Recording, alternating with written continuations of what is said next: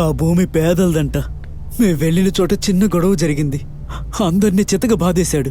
ఏ కీలుకా కీలు విరిచేశాడన్నా. కోట్లన్నిటినీ తగలబెట్టేశాడు. అతన్ని అందరూ పెద్దింటి రాజీవ్ అంటారు.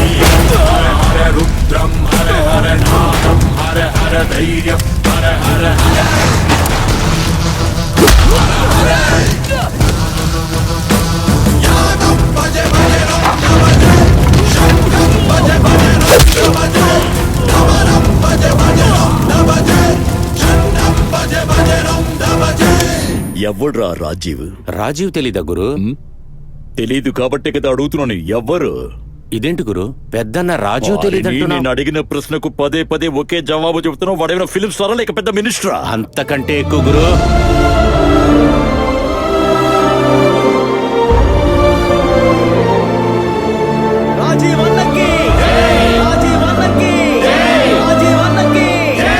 ఇవన్నీ ఆయన దానంగా ఇచ్చేసిన ఆస్తులు. పెద్దన్న రాజీవ్ గారిని కలియుగ కర్ణుడు అంటారన్నా.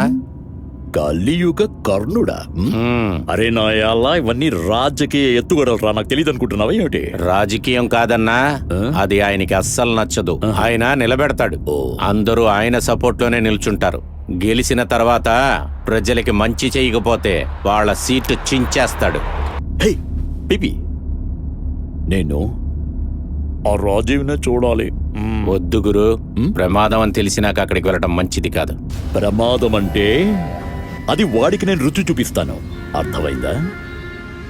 ఈ రోజు నుండి ఆ రాజీవ్కి నేను డిస్కో డాన్స్ నేర్పిస్తానులే.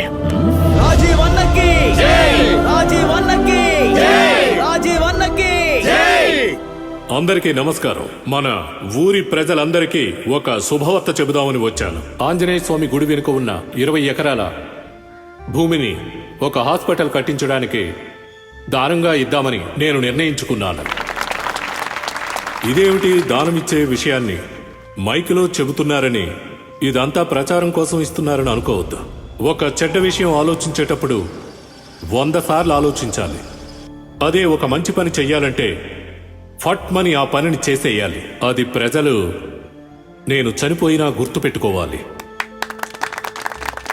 ఇప్పుడు మన చెన్నయ్య గారు కృష్ణ మాట్లాడతారు. గురు, పొరపాటును కూడా ఆయన రాజీవ్ అని పిలవద్దు గురు. ప్రజలు మనల్ని కొట్టే చంపేస్తారు. రాజీవ్ మావయ్య పక్క నుంచి మాట్లాడేంత ధైర్యం నాకు లేదు. కానీ ఓ విషయం చెప్పాలనుకుంటున్నాను. మనకన్నీ చేసేది రాజీవ్ మావయ్య. అతను నడిచే దారిలోనే మనం అందరం నడుద్దాం.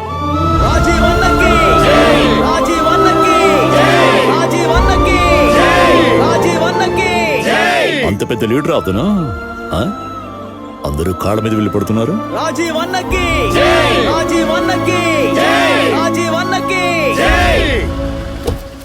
రాము, వెళ్లేదారిలో మంచి హోటల్ చూసి ఆపరా, చేద్దాం. ఏం గురు, ఏం చేస్తున్నావు? పెద్దింటి వాళ్ళ సమాధులు ఇవి. ఊళ్ళో వాళ్ళందరూ ఇది దేవస్థానంగా పూజిస్తుంటారు.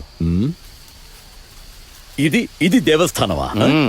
ఈ దయ్యాలుండే స్థలం నీకు దేవస్థానమా? నువ్వు ఓకే అదవ్వి. ఇప్పుడు చూడు నేనేం చేస్తాను. బాగా చూడు. ఏ కృష్ణ అన్నా, ఆ విస్కీ తీసుకురా. అలాగే అన్నా. ఏ పిపి, ఇదే దేవస్థానంలో ఇక్కడే కూర్చొని నేను మందు కొడతాను. వాడు ఏం పీకుతాడో నేను చూస్తాను. పీకటం కాదు గురు, మన తోలు తీసి ఆరేస్తాడు. వాడు దేన్ని తోలు తీస్తాడో నేను చూస్తాను. నువ్వు చూడు. ఇవ్వరా. ఎంటర్టైన్మెంట్ కావాలి, మజా చెయ్యాలి కదా మనం. రారా పిపి, డాన్స్ చేయరా, బాగా ఆడరా. అన్నా, బాబన్నా, ఆ రాజీవ్ని నేనే తీసుకొస్తాను. వెళ్ళు వెళ్ళు. కొట్టి తీసుకొస్తానన్నా. వెళ్ళు. సూపర్. ఏ రాజీవ్, మా బాబన్న పిలుస్తున్నాడు, రా. ఏంట్రా, ఎవరా నిన్ను కుట్టింది? అన్నా, మీరు పిలుస్తున్నారు, రా అన్నా. భుజం మీద చెయ్యేసి ప్రేమగా చూశాడు. కళ్ళు మూసి తెరిచేలో పక్కన చితక బాధేశాడన్నా. ఏం చేస్తున్నావా నువ్వు?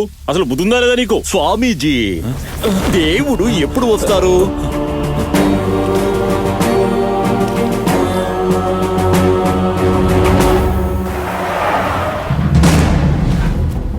పెద్దింటి రాజీవా, దేవుడివా నువ్వు? మన ఊర్లో ఒక్క అంగుళం స్థలం కొని చూపించండి రా అని చెప్పి మా వాళ్ళతో నువ్వు చెప్పావంట కదా, ఇంకా ఎన్నాళ్ళు ఉంటావు నువ్వు? ఏయ్, ఊర్నే కాదు నిన్ను కూడా చేర్చి లేపేస్తాను, చూస్తావా? నేనెవరో తెలుసా నీకు? బాబు, కేబుల్ బాబు. చెత్త నా కొడక, నువ్వెవడైతే నాకేంట్రా? నా లైఫ్ లో విజిటింగ్ కార్డ్ ఇచ్చి ఏ నా కొడుకుని పరిచయం చేసుకోలేదురా. రేయ్, నా గురించి వినుంటావు, నన్ను చూసుండావు.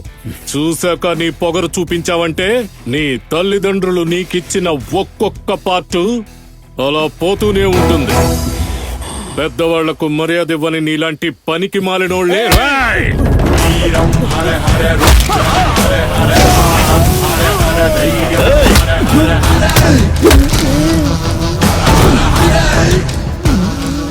నీ కాలు కాదు, నువ్వు పీల్చే గాలి కూడా ఈ ఊరి మీద పడకూడదురా.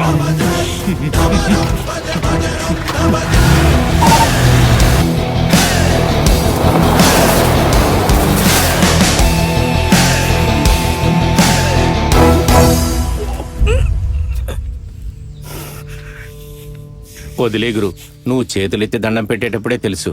చంపి పడేస్తాను. నా తల్లి మీద ఒట్టు గురు, ఎవ్వరికి చెప్పను. నీకు జరిగింది నాకు జరిగినట్లు కాదా? ఇవ్వు.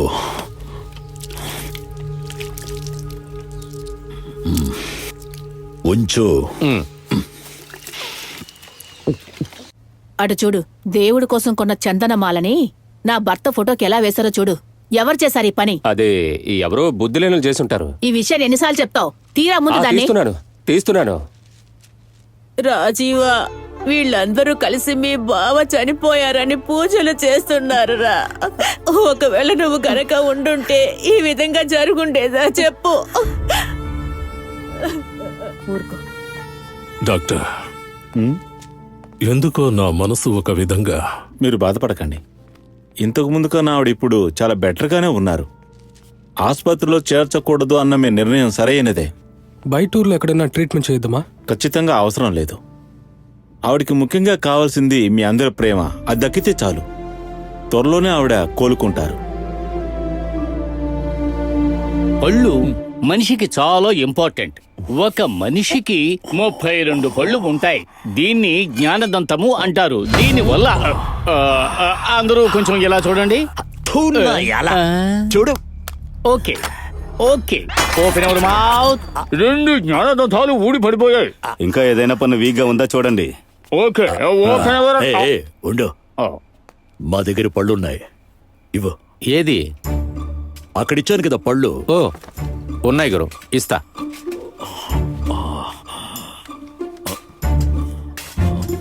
ఏంటి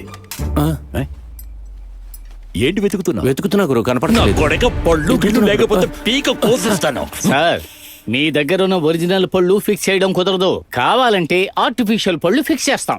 గోల్డ్ ప్లాటినము ఎలాంటిదైనా పెట్టించుకోవచ్చు. ఏంటి బంగారమా? మనిషికి పళ్ళు ఎన్నెళ్ళు ఉంటాయి? దవడ పళ్ళు 75 నుంచి 80 ఏళ్ల వరకు ఉంటాయి. కొందరికి చచ్చేంత వరకు ఉంటాయి బాబు.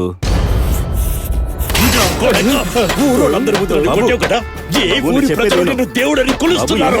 అదే ప్రజలు నిన్ను చెప్పుతో కొట్టాలి, రాళ్లతో కొట్టాలి, వాడి పరువు పోవాలి, చావు కొట్టాలి వాడిని. శుభం, చచ్చేంత వరకు వాడు నన్ను గుర్తు పెట్టుకునేలా చేశాడు. ఏంట్రా ఇది? పళ్ళు ఇప్పుడే దొరికాయి. బ్యాగ్ లో పెట్టుకో.